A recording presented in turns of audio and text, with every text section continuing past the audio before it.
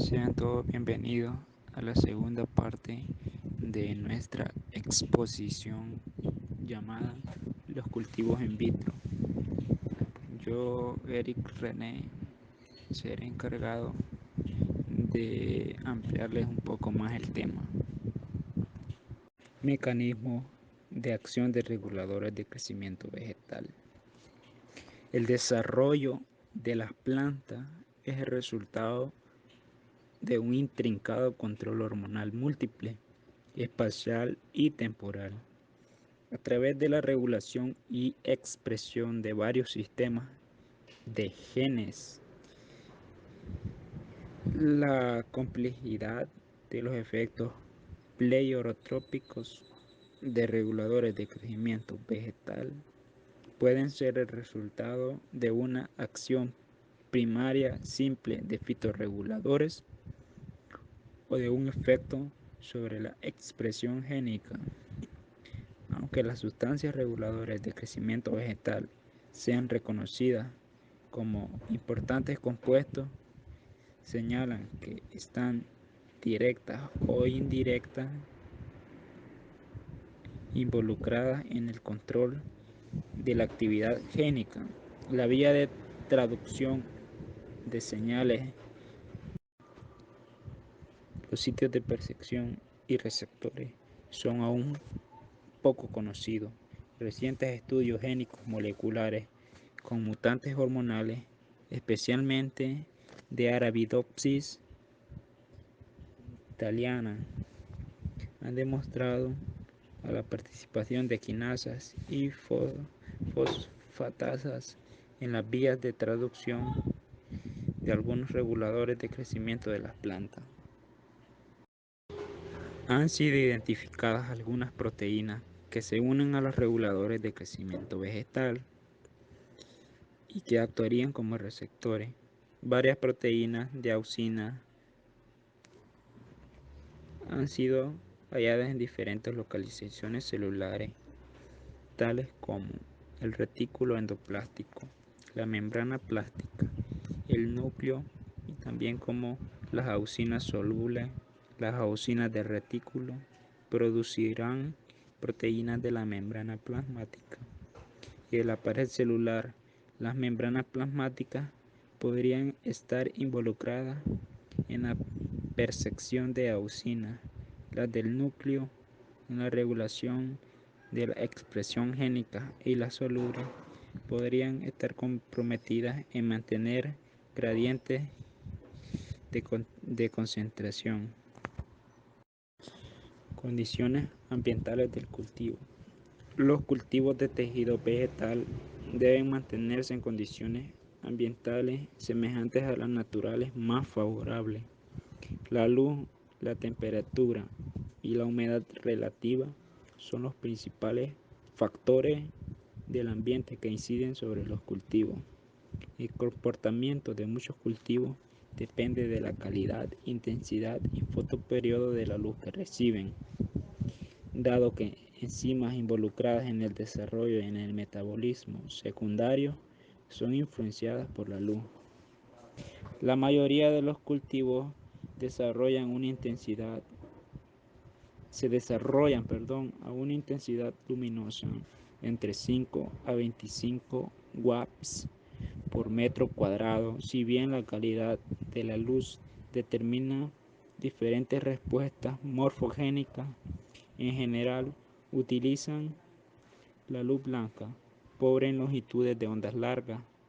El fotoperiodo habitualmente utilizado es de 16 horas de luz y 8 horas de oscuridad, aunque algunos cultivos requieren mucho más tiempo de oscuridad que otros.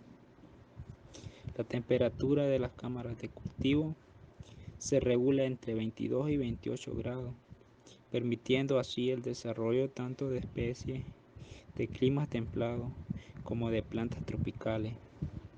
Es de destacar que durante el periodo iluminado la temperatura en el interior de los frascos del cultivo es de 1 a 2 grados superior a la de la cámara. Debido al efecto invernadero, se crea así un termoperiodo suave.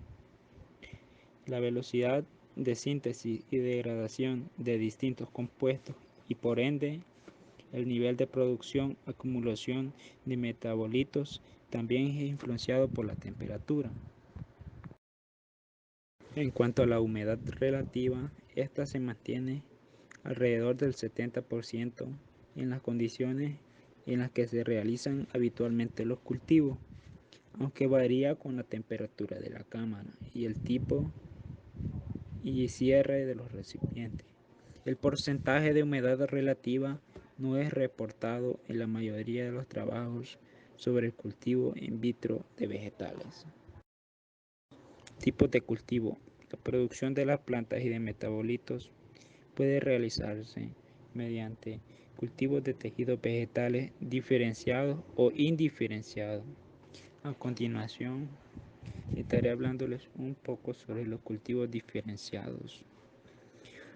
Los métodos de regeneración de plantas por cultivo in vitro incluyen la embriogénesis somática y la organogénesis. La embriogénesis somática. Los embriones que no resultan de la fusión de gametos se definen como embriones somáticos asexuales o adventicios. Son estructuras bipolares con un eje radical apical. No poseen conexión vascular con el tejido materno y son capaces de crecer y formar plantas normales.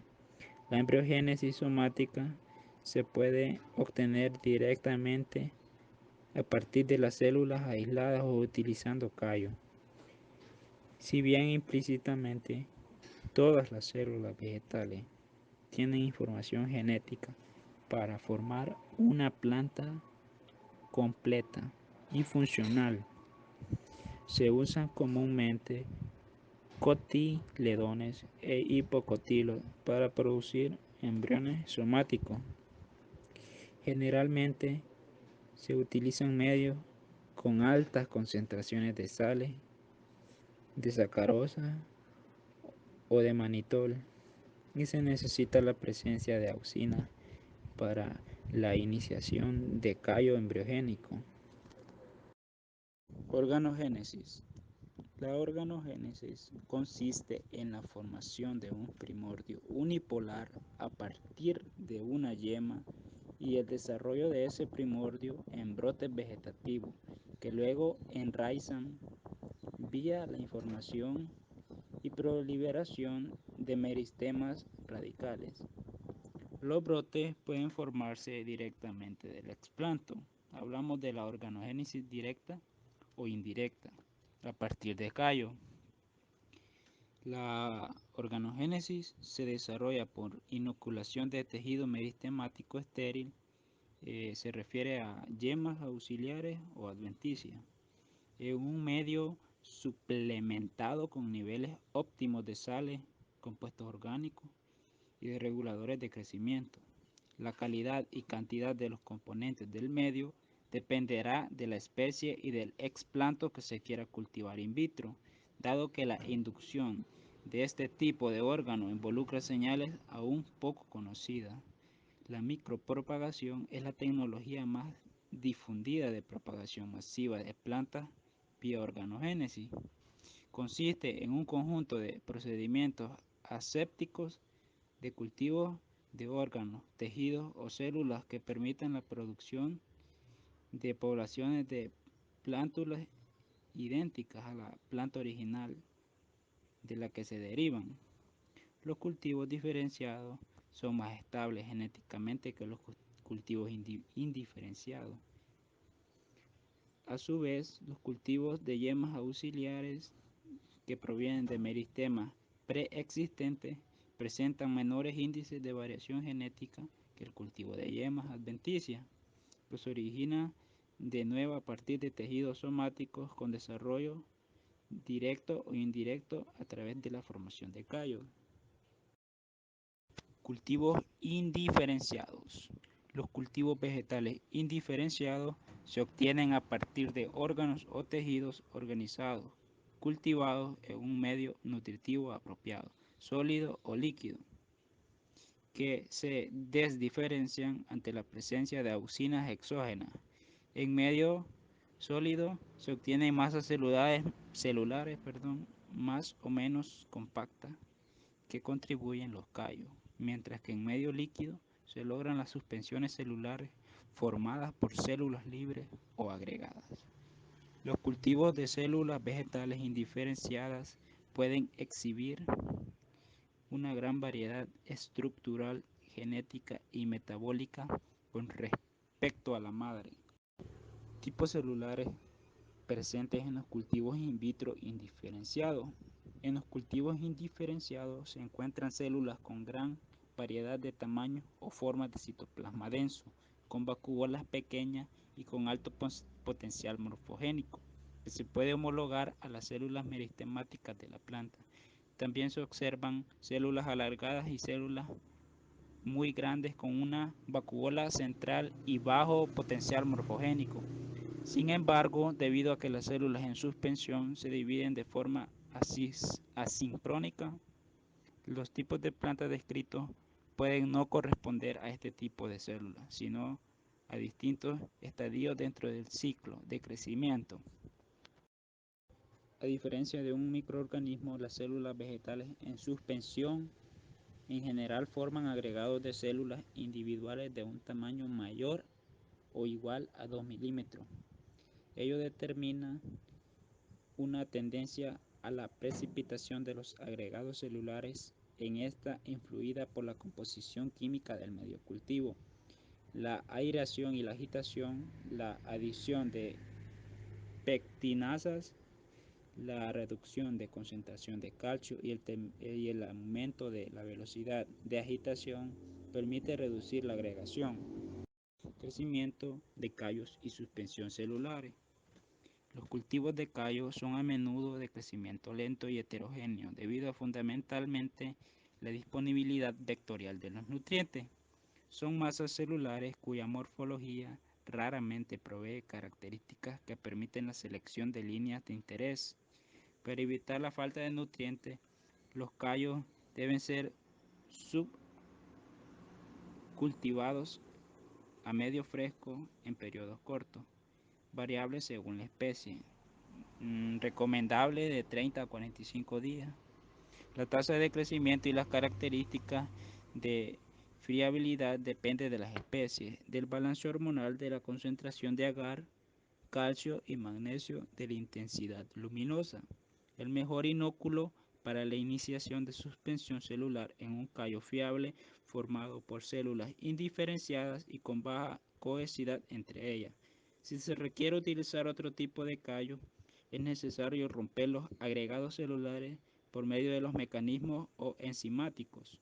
Un cultivo con cúmulos de diferentes tamaños manifiesta comportamientos erráticos debido posiblemente la diferencia de microambientes, aunque los cultivos de células en suspensión son generalmente considerados semejantes a los microorganismos. Cada tipo de cultivo presenta particularidades.